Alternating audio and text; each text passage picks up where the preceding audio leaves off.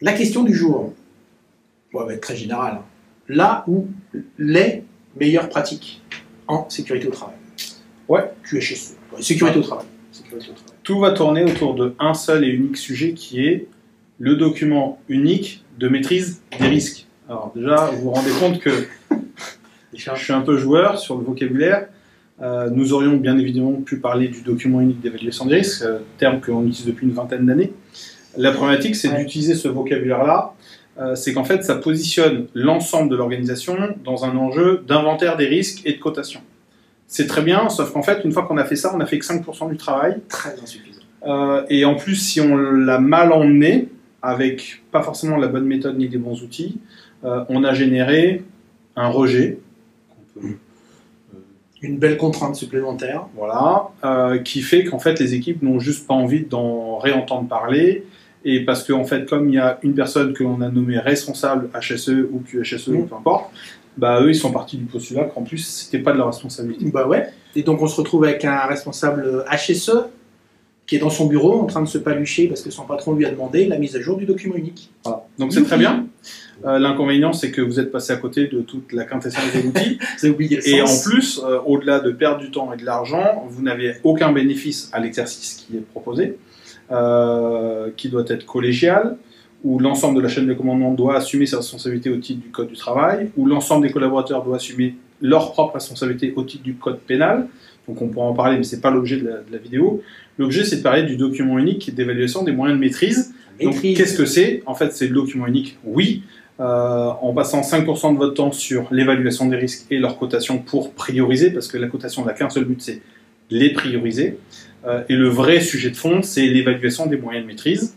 Donc c'est 1, faire l'inventaire des moyens de maîtrise, 2, s'assurer qu'ils sont tous utiles, utilisables et utilisés. Si ce n'est pas le cas, bah, on les évacue des moyens de maîtrise et on les met soit en nice to have 20 jours si concrètement on arrive à le mettre en œuvre, soit en plan d'action avec une date et une échéance.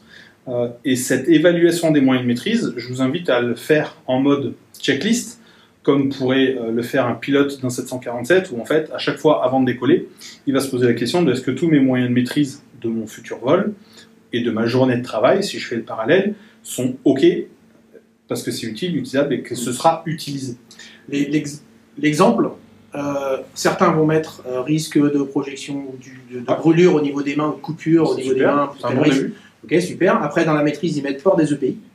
Et ils pensent que ça, c'est terminé. Et ça, c'est pas de la maîtrise. Parce qu'il faut se poser la question de savoir si, ok, la règle, c'est le port des EPI. Maintenant, est-ce que c'est utilisé, utilisable, utile? Et en fait, c'est de se dire, ok, on a mis le port des EPI. Est-ce que les salariés, l'ensemble des personnes concernées par le risque, portent-ils réellement? Est-ce que l'EPI est adapté? Est-ce qu'il n'y a pas des gars qui sont capables de dire à un moment donné, ouais, mais les gants, on en parle, ça, mais sauf qu'on a demandé, on n'en a toujours pas, donc on met des vieux qui sont troués. Et bien là, comment vous allez commencer à travailler là-dessus? Vous allez travailler sur la maîtrise du risque. Et c'est beaucoup plus puissant. Et vous êtes sur le cœur du travail et non pas à côté. Et si, non, on va rajouter une petite touche complémentaire.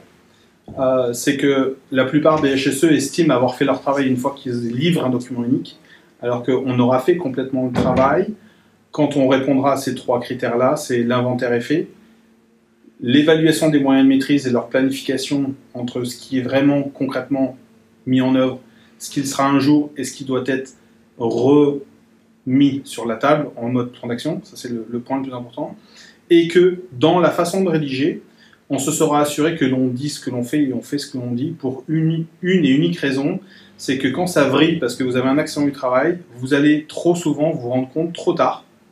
Et c'est pour ça qu'on est exigeant. Alors parfois on peut rigoler et ça vous agace. Non. Non. Ou on peut le prendre sur le ton de l'humour, mais en fait, intérieurement, on essaye d'en rigoler, mais ça a plutôt tendance à nous faire vibrer, pas pour les bonnes raisons.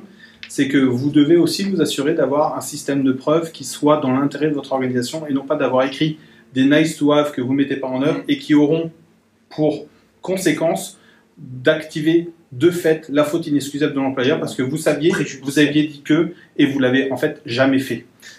Et c'est là que le bas blesse. Donc si cette vidéo vous avait enfin si ça vraiment vous avez appris quelque chose, bah, faites suivre et je vais sortir tiré du cadre. Donc faites suivre parce que vous pourrez vraiment faire grandir un grand nombre d'organisations grâce à ça. Partagez tout ça. Donc partagez, et on le fait pour vous, on le fait pour ceux que vous pouvez connaître. On le fait pour nous aussi, parce qu'on aime bien faire ça. Ouais, parce que ça nous aide de vous aider. Voilà. Ciao.